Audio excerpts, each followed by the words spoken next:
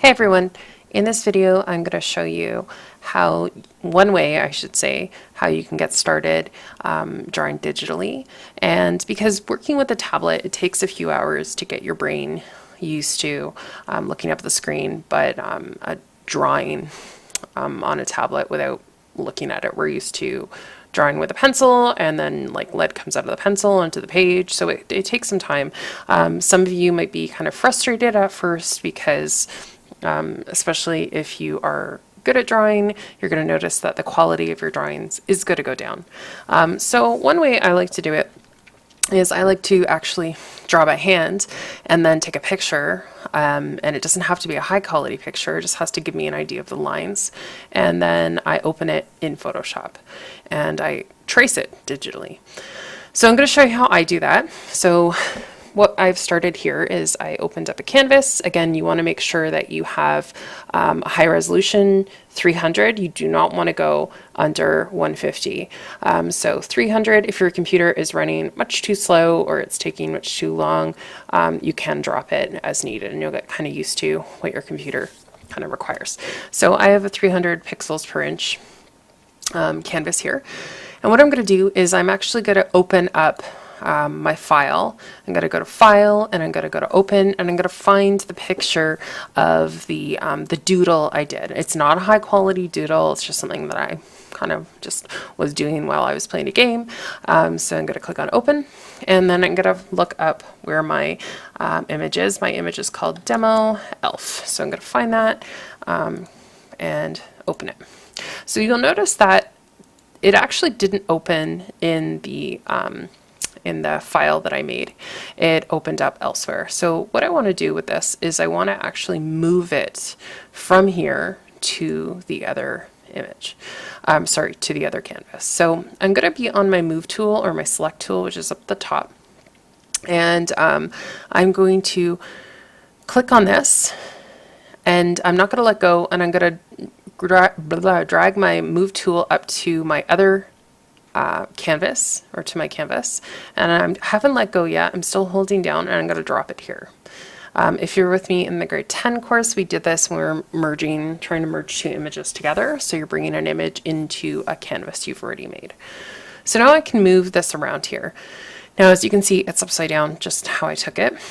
So you can go to Edit and Free Transform. The shortcut on PC is Control T or Command T. And I'm going to be able to stretch it or move it around. You can see that as I move my mouse around to the edges, I get this kind of back and forth kind of curved arrow. This is going to let me rotate it. So I'm going to rotate it around. And I'm going to kind of stretch it. If you go to the edge, you can stretch it. I hold Shift as well in order to ensure that my image is scaled up properly. And I'm going to position it where I want to on the canvas. I can always crop the canvas later as well. When I'm done and I'm satisfied, I'm going to click on the check mark at the top just to confirm the transformation. And the other thing I want to do is I want to come over here, and I'm going to rename my layers. Always work with named layers or properly titled layers so you don't get too confused, especially when you have so many layers in the end. And I'm going to show you an example of why I label my layers. So this would be, maybe this is called like doodle or something like that. So I kind of know, oh, this is where my original doodle took place. So what I'm going to do at this point is I'm going to highlight that layer, and I'm going to click on the opacity. If I click down on this down arrow here, I'll get a slider, and this I can actually change the opacity and make it really, really faint, or I can make it up to 100%. So I'm going to control this, and I'm going to turn it down so I can actually draw over this without kind of having the original image interfere with my drawing. So I'm going to turn it down, maybe about to there. And I'm going to click down here, and this is going to be the place where I open up a new layer. So I'm going to click on layer, and I'm going to label this layer. I'm going to double click, and I'm going to call this sketch. So this is going to be a sketch that I'm making. So I'm on my tablet, and I'm actually going to make sure I have the sketch highlighted, and I'm going to go over to my brush tool. I'm going to click on that. And I'm actually going to pick my sketcher brush. This one you would have loaded in the previous video, right here. It defaults to a pixel size of 10. And I like to work a little more zoomed in. So I'm going to zoom in a little bit into an area on the face. I'm going to go back to my brush tool. And I'm actually just going to start kind of sketching out my image. So you can see that the tool itself, or sorry, the sketcher itself is oops, a little bit lighter, and I'm also on gray. That's probably why. So I'm going to go back. I'm actually going to undo this. I'm going to zoom back a little bit here. Here we go. Yeah, that's much better. So it does, pressure is on, so the opacity of the actual tool is controlled by the pressure. So the lighter I push, the fainter it is, and the heavier I push, the darker it is. So I'm going to kind of sketch out my image here, and I'm going to kind of do it rough. So if I want to make any changes, and I actually did end up making changes, and I'll show you my the image I ended up finishing, just some of the line work on here. So I'm just going to go over, and I'm actually just going to sketch out the image.